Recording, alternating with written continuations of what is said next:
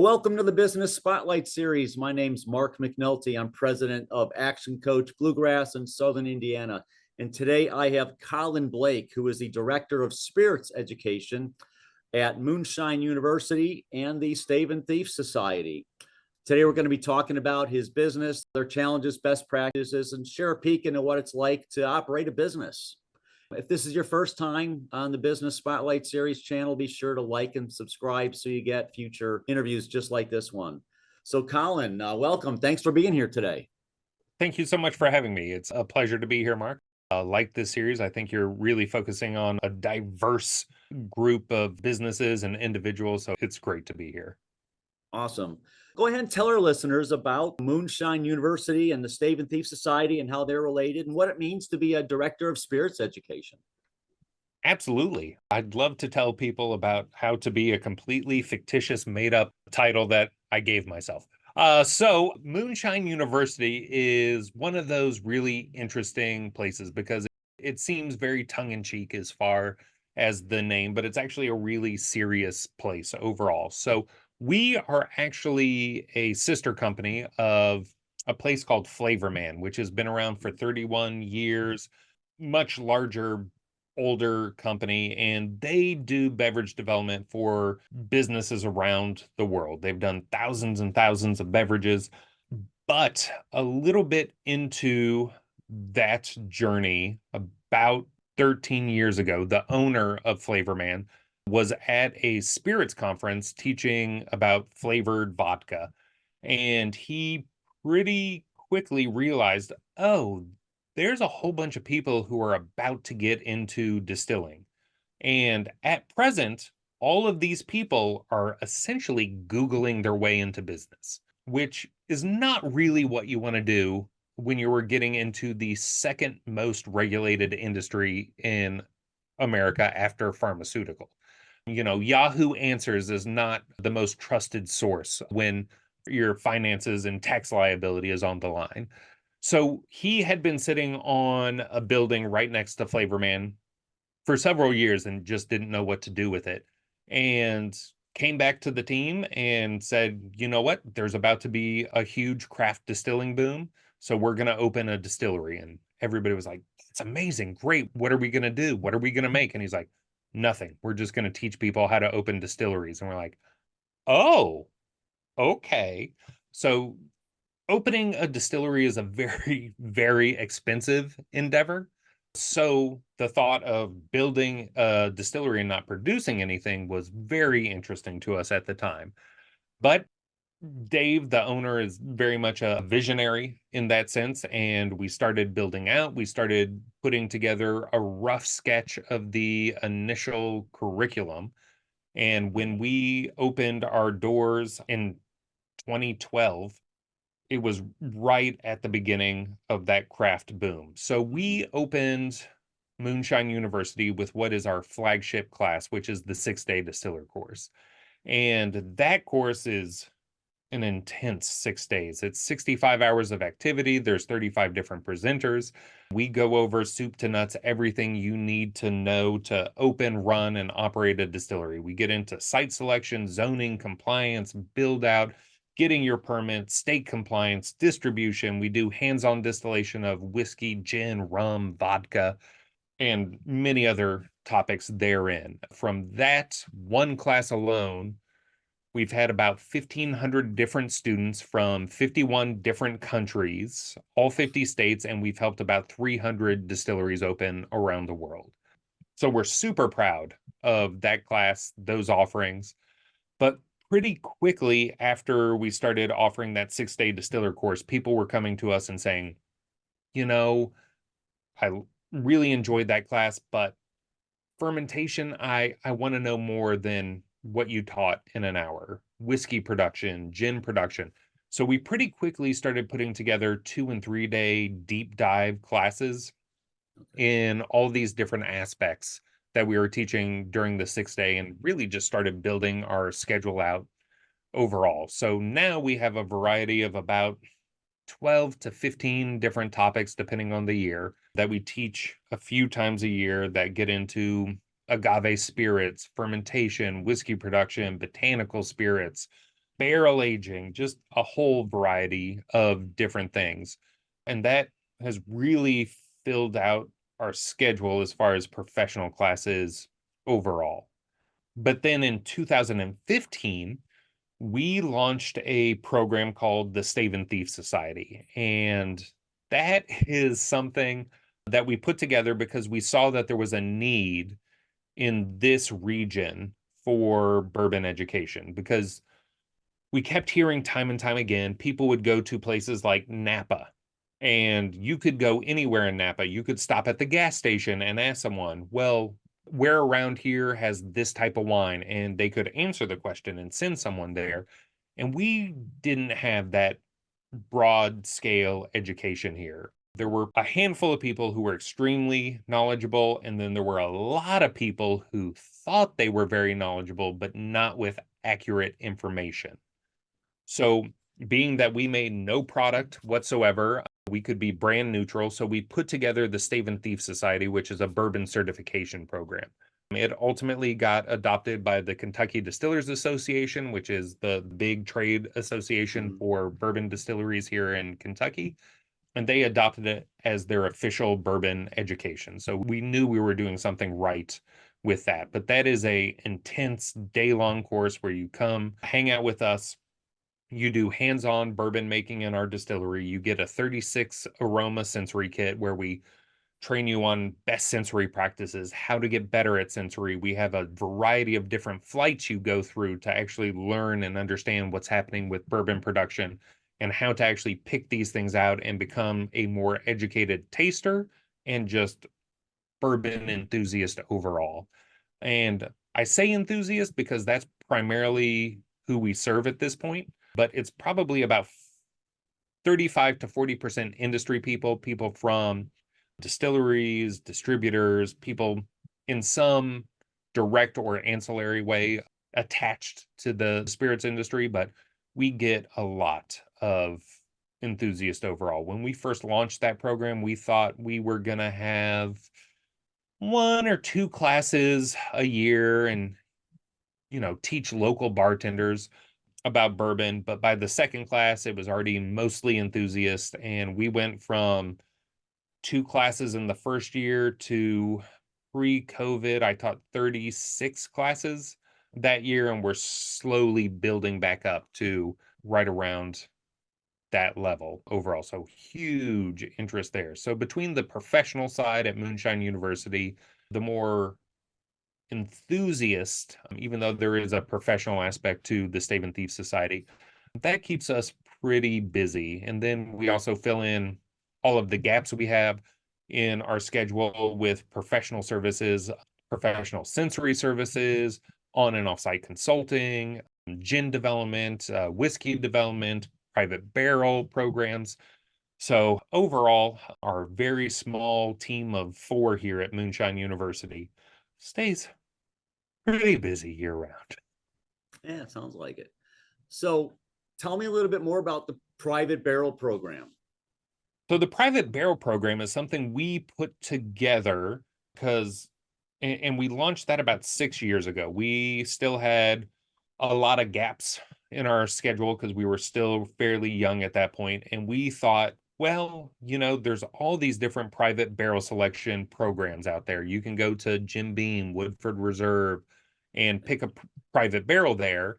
But that program was a 2 to 3 hour experience. You go in, you get to taste a handful of pre-selected barrels, pick yours, and then they bottle it for you, and off you go with it, which are all fantastic programs. I am not speaking ill of those. They're great. But we saw the opportunity to do a much deeper dive and more experiential type of experience. So what we put together was a 6-day experience where people come in and they're going to make their own barrel of whiskey, but they literally get to make every single decision about it. And they get to do the production themselves. So they come in, we train them on individual grains, how to develop a mash bill. They make their own mash bill. Then they actually get to do 2 cooks. They get to pick their own yeast strain, pick all the metrics. They get to go to Kelvin Cooperage and actually physically make their own barrel and toast it and char it themselves. They get to do the stripping runs, the spirit runs. They get to make the heads, hearts, and tails cuts.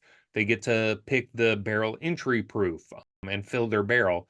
And throughout those 6 days, myself and our operations manager, Clay, walk them through every single step. They do in-depth training so that they can't make a poor decision. And really, Clay and I are here as when you go bowling with kids and they put the bumpers in so you can't go into Right. the gutter. That's me and Clay. So they Ah, can't actually make something that's going to be bad, because we mhm. will keep them from hitting that point.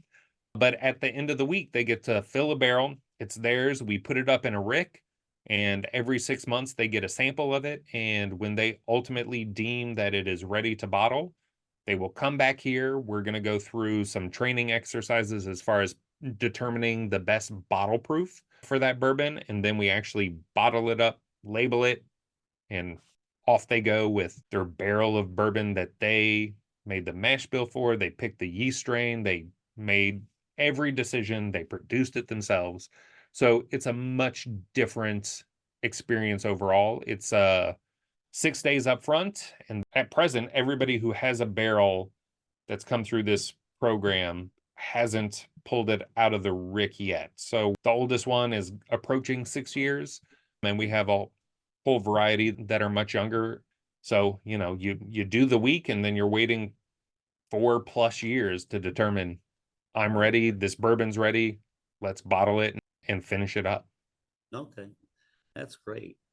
So tell me a little bit about how you market your business, because you've got so many different target markets, right? On the flavor man side, on the distillery side, and then on the bourbon steward side. So tell me a little bit about how do you get the word out? How do people find you? Yeah, it's interesting, and I do really feel for the marketing team, and that's actually where I came up through this business. I was originally the creative director at Flavor Man before coming over to the Moonshine University side, and that team is marketing and promoting so many different services in so many different ways, because the Flavor Man side is business to business. So you're looking for a very specific targeted demographic. But the one thing we learned with Flavor Man very early on is have personality, do above and beyond, and be the best. And really, you grow a reputation, and reputation really brings you forward, because so much of what happens at Flavor Man is people reaching out and being like, I've heard of you, or so and so said that I need to reach out. And that is because over time they put together an amazing collection of services. So it's beyond just developing the drink, selling the flavor.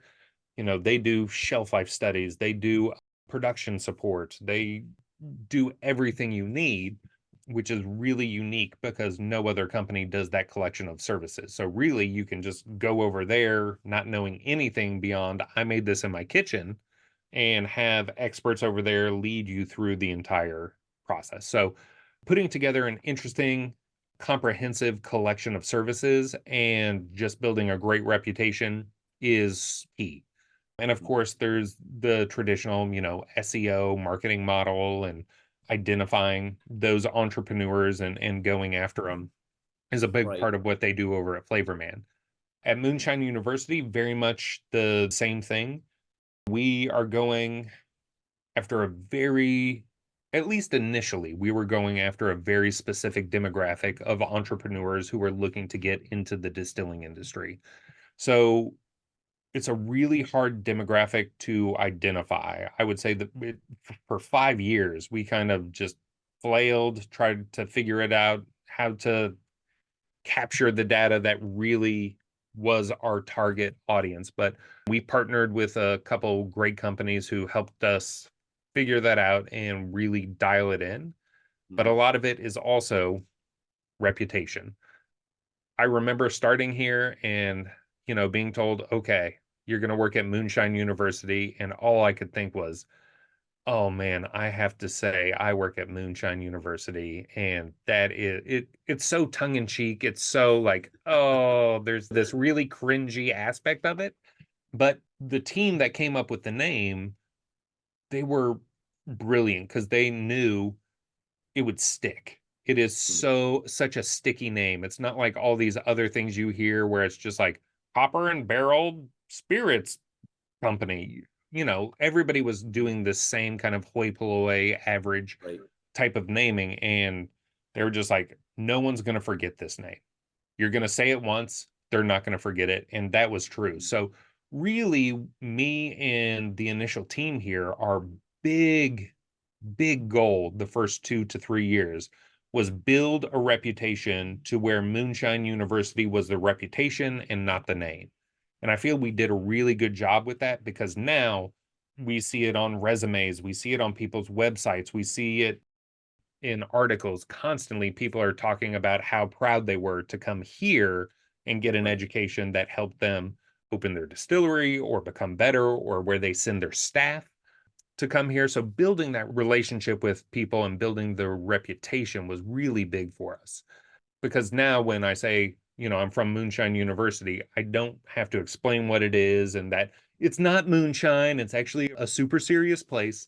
And we're super proud of that. Again, when you've helped almost 300 distilleries open in 51 different countries, you're doing something good and you have a pretty good global network that thinks of you highly.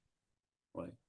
So as you built out, the reputation of Moonshine University, what were some of the roadblocks or hurdles that maybe a memorable one or two that you had to overcome as you built that reputation and overcame oh, that's a funny name, or So the biggest challenge we had is we knew we wanted to do distillery education and spirits education, but we didn't know who our audience was. We knew to one extent we are looking for entrepreneurs who want to open distilleries, but that demographic is only going to take up 15% of our calendar year.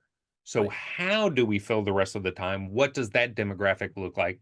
And I will say we went through 2 years of throwing spaghetti at the wall. I put together endless different classes and taught them that were enthusiast focused, that were very specific topics that turned out no one cared about. And it took time of just constantly putting out different types of classes, different structures, different lengths to find out who we were. So it was an unfortunate but great thing that we got to find our identity as we grew, because we found out over time our core competencies were hands-on distilling and sensory training. And that's not anything we really thought of other than we're educators out of the gates. Right. But as we kept going and trying different things, we found, oh, well, these classes are failing because they don't have hands-on distilling. These classes are failing because we don't have sensory. So we found that if we didn't have one of those two things, it really wasn't for us. But that was something that we found just by doing. And I came from an entertainment and arts background and came from LA and just had a lot of comedian friends. And the common phrase that comedians use is you don't know who you are as a comedian until you've been on stage 100 times. Okay. And that's something that really stuck with me because we kept putting on classes time and time again and took 2 to 3 years to find out who we were as a company. And luckily, we came out of the gate with the 6-day distiller course, which was very popular and hit. So it gave us the latitude to play with other classes until we found out who we were. Okay. Awesome. So got a lot of really good information. This has been really educational for me too, as a bourbon fan and collector. I've been aware of the Bourbon Steward program for a while, and I've got some friends who have got amazing palates and have been through your program. And Oh, someday we need to get you through the program. someday I'll get in there too when I've got some spare time. You know how that goes. Oh, very much. Carving out an entire day is Yeah. hard, and I very much understand But that. so, kind of my last few questions here for you. So, what do you think has been your number one key to success that other entrepreneurs could maybe learn from? I have said this since day one. As my team has changed over time, we have put together some of the best collections of classes with the best experts in topics. How we present things is very original because every single person that works at Moonshine University actually has an arts background, not a science background. So Yeah. we approach everything as we are going to educate the hell out of people, but we're going to entertain them as well. So no one's ever in the seat longer than an hour and a half. We do hands on. How we teach is very big and has a lot of personality. So we came at it from an avenue of we need to have personality and teach people in a way that they're going to easily learn and absorb it.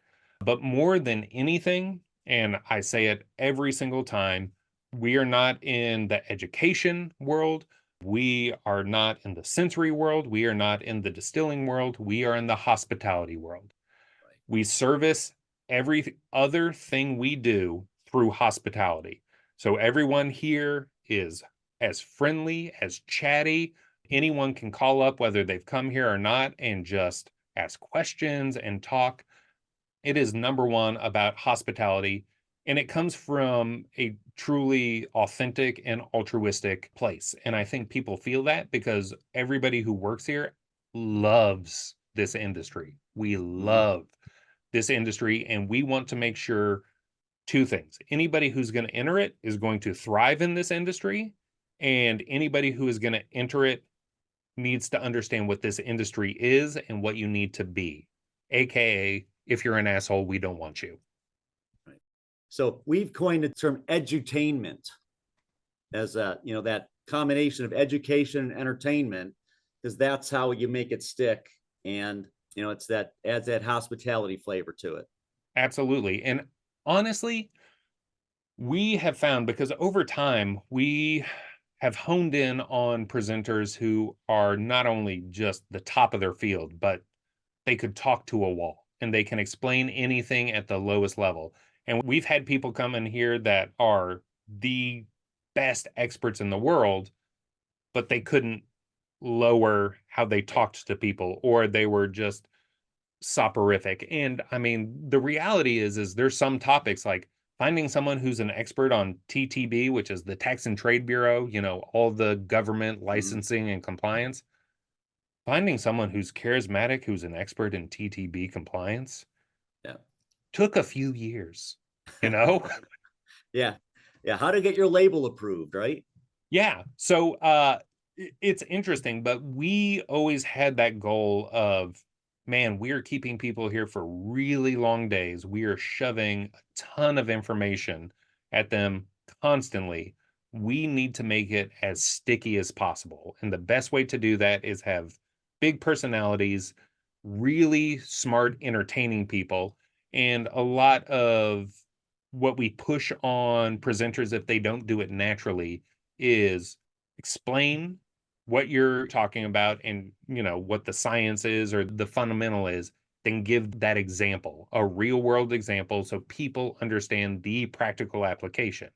So we're really big on teach it to them, give them a real world example, and then generally, depending on what it is, do hands-on practicum or sensory practicum to reinforce it. Okay. So what's a book that you would recommend to a bourbon aficionado or a distilling aficionado when it doesn't have to be bourbon? So what's a book that you've read or you're reading about the industry that you would recommend to others? That is a great question from someone who views those books from a very different way. I think there are a couple tasting books where they go beyond tasting notes and really get into kind of how they're made and how those flavors are done. Mike Veach has a great book on it. Those are great, but I think really what I love right now is people who are writing books that explain the process where they're stripping away all the BS marketing stories that you hear. And Matt Strickland has written two books, one on barrel aging, one on distilling, and they are the most easy to understand while giving you crushingly in-depth information. Okay. And I think he is a brilliant speaker, one of the most kind people in the industry. And those two books are Mhm. so helpful for both the enthusiast and professional alike. I can't speak higher of them. And while I love a lot of the books out there, like Mike Veach is very history heavy. So if you want history, read Mike Veach. But then there's other people who get into production, but it's more of a how I've understood it from distillery tours type of understanding, which are good. They have their place. And then there's a lot more books coming out from people who are servicing themselves more than the industry, and they're trying to build a personal brand. And I don't think highly of those books because it's too much of a what I think, my opinion, Right. which doesn't give you any real information unless you buy into the celebrity of who that person is. And I don't Right. think that services the industry in a great way. And obviously, I'm in a very unique position where if it doesn't benefit the industry as a whole, I don't really care about it. All right. Second and last question. To your ability to be able to share this, where do you see Moonshine University going in the next, say 3 to 5 years? What's next for you guys? It's interesting because we have been really fortunate that we have been riding a wave of craft distilling boom and just growth, growth, growth, growth, more and more distilleries, but that's going to end at some point. So we know we're always going to have some service to people who are looking to open and run distilleries, but we are also very aware that we're entering a time where we're going to have to shift from helping people open distilleries to training people who are currently working in the field. Okay. So we're cognizant of the slow transition of becoming, the Mhm.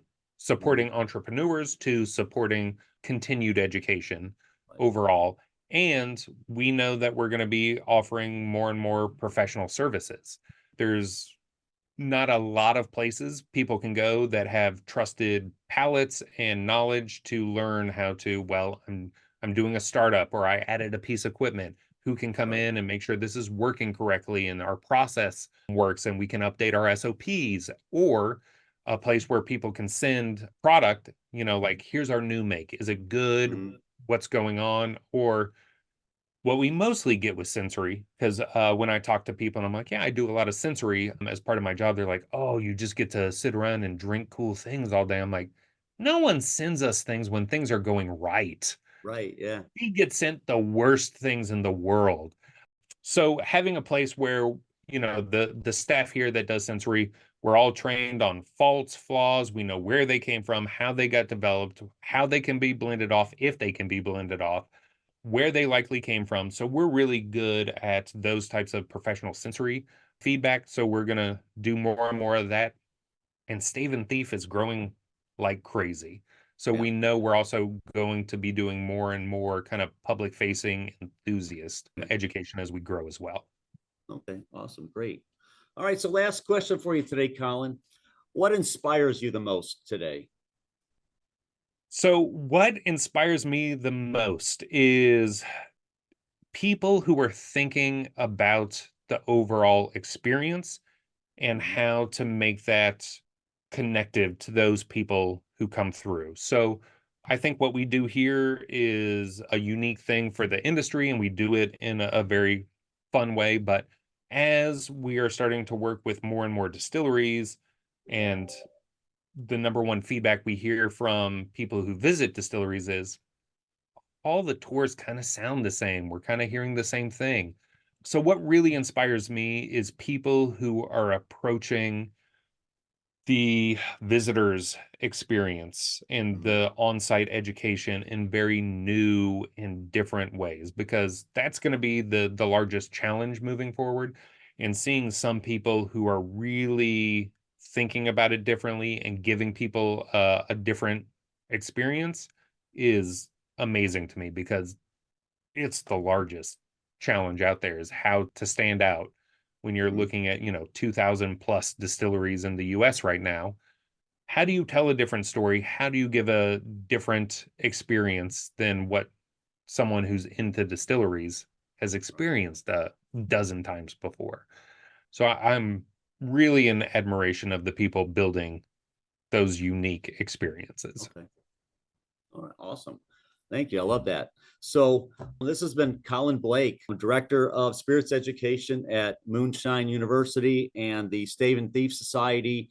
He's covered a lot of stuff. If you're interested in, how a business can pivot to meet the needs of its bigger audience, as Flavorman has done, over the years, and they're big, a big pivot to open up and literally create a whole new market, then bookmark this one, listen to it a couple times. Whether you're in the distilling industry or any other industry, there's a lot of lessons to be learned here, from how to find your market and how to find new markets and build new markets and create whole new categories, which is really kind of what the Flavorman has done here with Moonshine University, created no whole new category. So Colin, thank you so much for sharing your time with us today. We really appreciate it. Of course. Thank you so much for having me. I admire anyone who can listen to me talk nonstop for as long as you have. Well, thank you again so much. So ladies and gentlemen, this has been Colin Blake, and this has been the Business Spotlight Series. Bookmark us so that you don't miss any future updates. And we'll see you on the next interview, everybody. Bye. Thanks.